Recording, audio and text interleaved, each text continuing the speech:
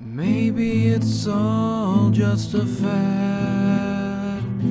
Maybe it's all in my head. But I've got a feeling I'll be beating this horse long after it's dead. Hey, Rapone, it's me, yours truly, Mr. Manchild. Although, didn't I used to have a different name? Something to do with asphyxiated, equinus hoof protection devices? Whatever, it's not important, but I'll tell you what is important. I do still watch the show. I have been keeping up with Season 6. And when Season 6 is over, I'll probably do a serialized on the whole season. But until then, I'm jumping the gun because I just can't wait to get some things off my chest. I have a lot to say about this season thus far because it hasn't been looking good. And I don't like saying that. I don't like being negative or pessimistic or cynical or critical about the show because I have always been probably the most vocal champion of this show's quality. I've always been the guy who was focused on what's great about the show. If you go back and watch my horseshoe reviews, the vast majority of them are glowingly positive. I wasn't always glowingly positive, but my analysis of the episodes was always from a perspective of sincere appreciation. Even my negative reviews, I had positive things to say. Like, if you go back and watch my Bats review, for example, I railed on the episode for whatever reason, I can't even fucking remember, but I said it was like a terrible episode. But even in that review, I still had positive things to say. I still went on this huge analytical tangent about the song and why it's great and one of the best songs in the entire series. I was never that negative about the show. I was always singing its praises and analyzing it from a perspective of appreciation. It was all the other reviewers, mostly, who would nitpick and, take it way too hard when they didn't like an episode. I was always over here on my own little island saying, this show really does have pretty in-depth characterization and great character development, and it really is quite an achievement artistically that we should all be appreciating and be happy that is a part of our lives. You all thought that I was the bad guy. And yeah, to a certain extent that was part of the act, but I was never the one being cynical about the show. That was all of you. So who's really the monster? Not I. Not I. What the fuck was I talking about again? Sorry, I slipped right back into it. You see that? It's like a second skin. I can't help it. But anyways, here's my thoughts on the, so far, overwhelmingly underwhelming Season 6.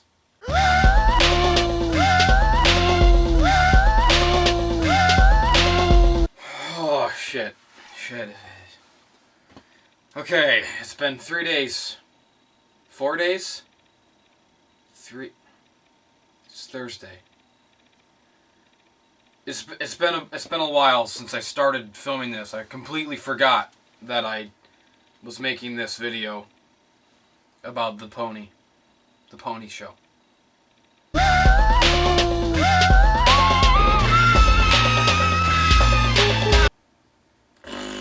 So I like the idea of Twilight having a pupil, and I also like the idea of the pupil being Starlight. I think it's a good idea to have like a new central character, a new addition to the central cast, and especially to have it be a character who previously was an antagonist. I think that has a lot of narrative potential. I don't like the execution of it. The way it's written comes off like they are totally misunderstanding the point of the entire show. And I'll explain what I mean by that. So Starlight being Twilight's pupil? Okay, cool. Right on. It makes sense for Twilight to have a pupil because her arc is complete, she's on par with Celestia now, right? So it kind of is, it's bringing the series full circle for her now to have a pupil, and that's cool. However, there's Twilight says, it's time for your first friendship lesson. So I guess Starlight is literally Twilight's pupil in the sense that, like, Twilight is teaching her about friendship. Like, she has friendship lessons. Now, correct me if I'm wrong. And I'm not, so don't correct me, because I'm right. The entire basis of the series is that Celestia sent Twilight away to live her own life and have her own experiences with her own circle of friends. Because there's no such fucking thing as a friendship lesson. There can't be a thing as a friendship lesson. It doesn't make any sense. You can't teach somebody what friendship is. That's the entire basis of the series. You understand what I'm saying? So for Twilight to go, okay, sit down and I'm going to get out my chalk and I'm going to write your friendship lesson on the chalkboard, it totally undermines the entire series. Like, what is a friendship lesson? What is the syllabus that goes into the friendship lesson for the day? That's not how it works. Celestia knew that, so she sent Twilight away to have her own experiences. Friendship is an experience that you come to understand over a lifetime of having friends. It's not something that you learn in a fucking classroom.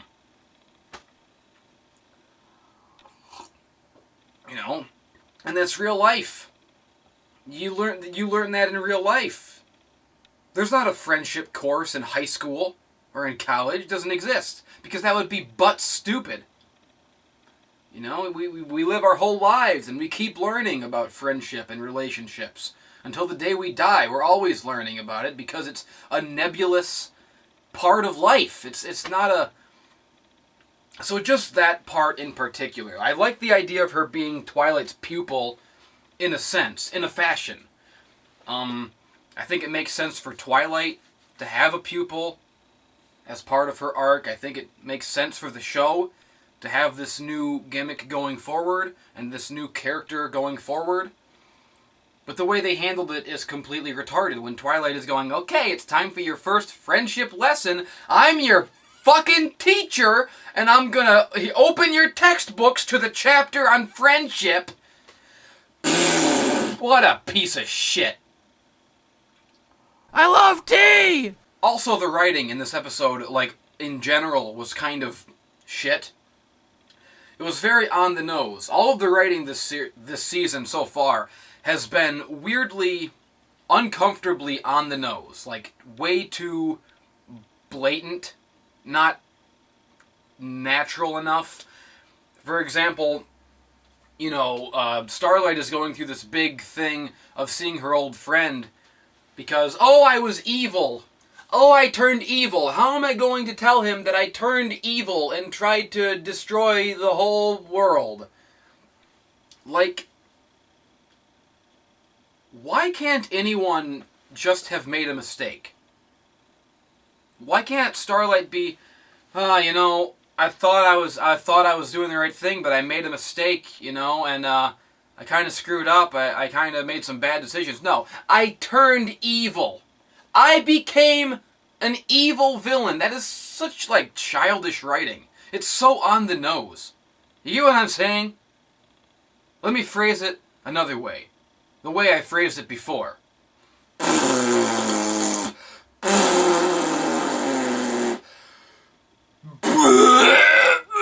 That's me puking. I'm puking at this awful dialogue and this horrible writing. I'm puking. Okay, next episode. All together now, every one of you. No pony left behind. Okay, in case I wasn't totally clear in that last part, I'll try to explain more of what I mean.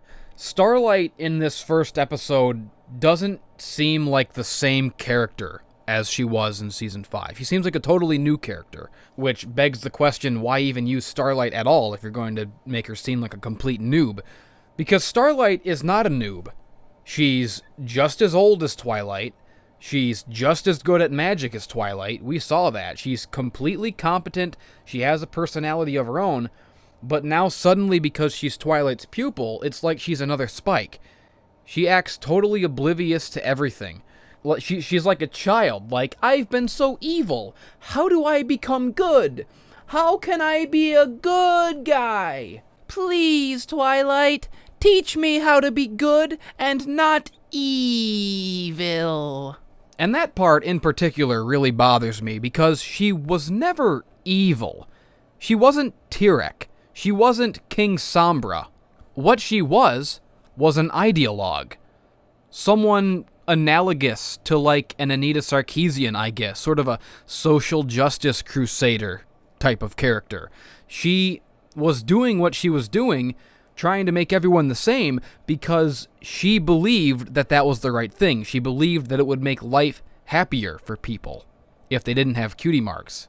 It was a false philosophy, and it sort of corrupted her, but that's exactly what happens in real life. It's realistic. It's a very natural character that you can even relate to that. There are lots of people who have these agendas take over their lives, and then later down the road, they sort of grow out of it, and they look back, and they go, wow, I was really stupid back then, or I said a lot of dumb things, or I believed a lot of dumb things. That's a great character. That is a great basis for this new addition to the central cast.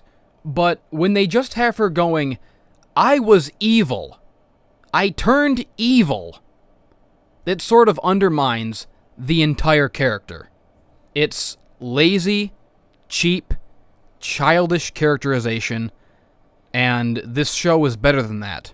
It should be better than that. It has been better than that.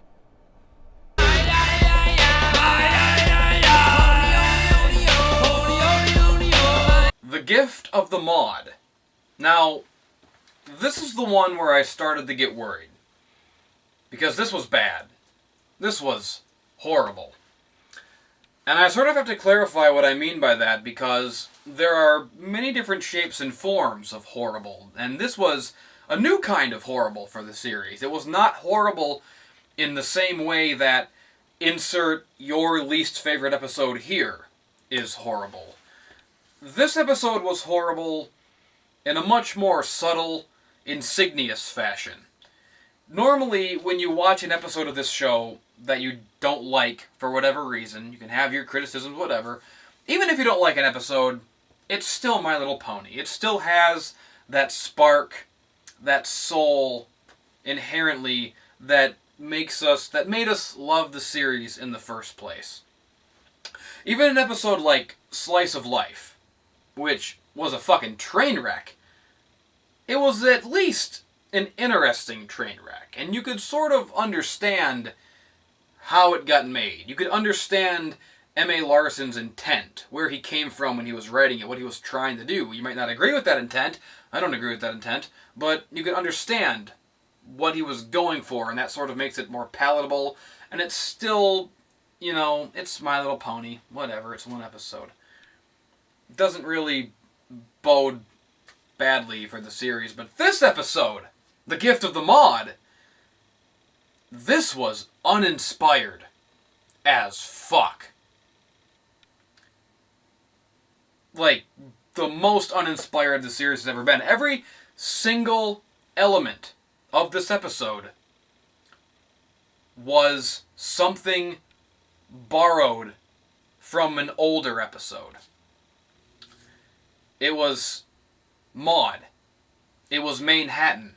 It was Rarity opening a new shop. It was the party cannon. It was Pinky having a bizarre new family tradition with a silly name.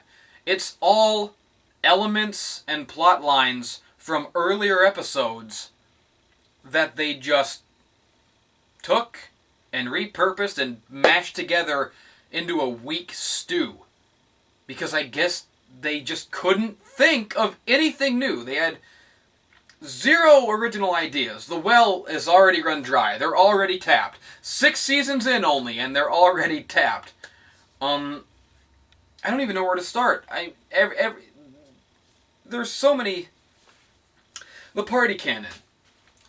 So this episode's plot was, it's the same old cliche plot that you've seen in a million shows. You know, they're doing a gift swap, and one character trades the thing to get the other thing for the other person, and then they receive a gift that was for the thing they traded away. It's, it's a cliche plot. I'm not going to rag on the show for having cliche, overdone TV trope plots. That's not what I mean when I say that the episode was uninspired. I mean that literally everything about it was from an earlier episode. Case in point, the party cannon. The episode revolves around Pinky giving up her party cannon. And it's just like, why does the party cannon now have to be like a plot point? It was a running joke. That's it. And when you start taking running jokes and turning them into plot lines, you're running out of ideas. And Maude, man, I'm done. I'm done with Maude. Maude is done. They have ridden Maude into the fucking ground. And I don't know, man. I'm stone cold on Maude. She is a one-joke character, and they've had like 3 episodes about her now. And this episode did nothing new with her. It's just the same fucking rock jokes.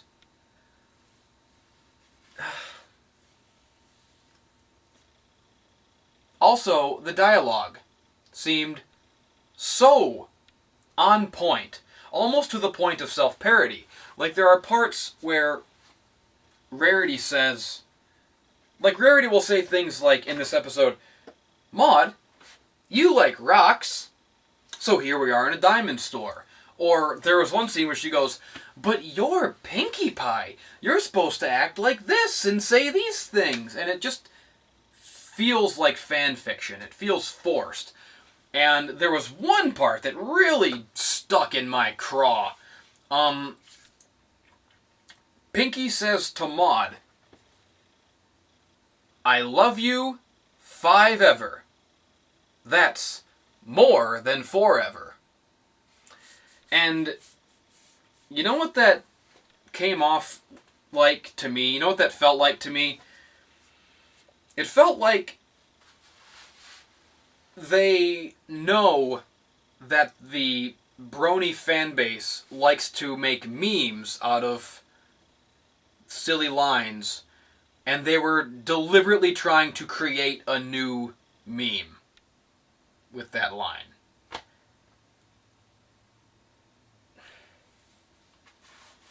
I didn't like it. I didn't care for it, no. And speaking of memes, Twiley Kane makes an appearance in this episode. Of course, it's like they're relying on the fandom to make their episodes funny for them. They're relying on the fandom for jokes instead of writing new jokes. And that line in particular just came off like they were trying a little bit too hard to come up with a new meme phrase. And I'm sure it'll be successful. I'm sure the bronies, if there are even any left, I don't even know if there's still a brony fandom. That's how detached from it I've become. I'm sure that it will be a meme, but it's a forced meme, is what it is. I guess that's it. I guess that's all I had to say. Oh, again, why did it have to be Maude? That was my point that I got jumbled. I forgot what I was going to say with Maude. Give Maude a rest. It's just one joke. She likes rocks. She's sort of an aspie. She's unexpressive. I get it. I'm not saying never ever bring her back, but why couldn't it have been marble or limestone? You see? You thought I was just hating on Maude, but it turns out I was hating on Maude because I had a way better idea in my mind. This episode, it should have been limestone. This episode would have been great if it were like a gift swap with limestone and they were her in the city. I haven't seen the other 2 Pie sisters be developed yet. I've already kind of seen what Maude is about. I get it. And these other 2 great characters are just sitting there. No one's doing anything for them. That's what I mean. This episode was so uninspired. They just took elements from older episodes. We'll take Maude, and we'll do another one where Rarity is opening a new shop, and we'll do another Manhattan episode.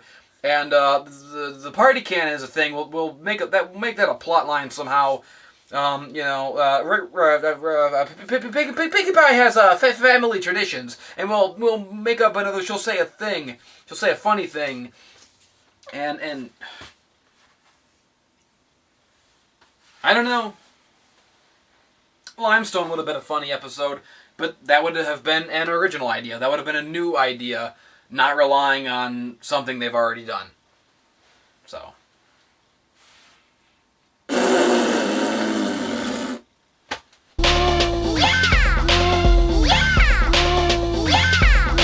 You know what? This episode was great. Alright. And the beat goes, and now you know, love and tolerate, don't be hating cause I'm your bro! So of course it is early in the season, and, you know, my concerns could ultimately prove to be bullshit. I hope they do. I hope the season becomes better as it goes on. And we'll just have to wait and see. I would love to do a running commentary on the season. I would love to do more of these vlogs on the episodes as the episodes come out. Unfortunately, I don't really have a place to put these. I like how Manchild Incorporated is right now in terms of it being a real channel and being organized and stuff. I don't really want to choke up the channel with a bunch of pony vlogs. So I was thinking of where I could put them, and then I thought, you know, maybe I could have Colt Corona post them on his channel, but, you know, he's still mad at me. He's not even talking to me. He won't even come out of the furnace room, so I can't get that guy to do anything. I don't know what the hell's going on with him, so that's out. So I don't really have any place to put these pony vlogs. I want to keep doing them, but there's... I don't know where to put them. You know, if only there was some way to have these vlogs viewable only by the people who care about them. Some sort of subscription service, only for the most dedicated fans. Money on my motherfucking mind. Cut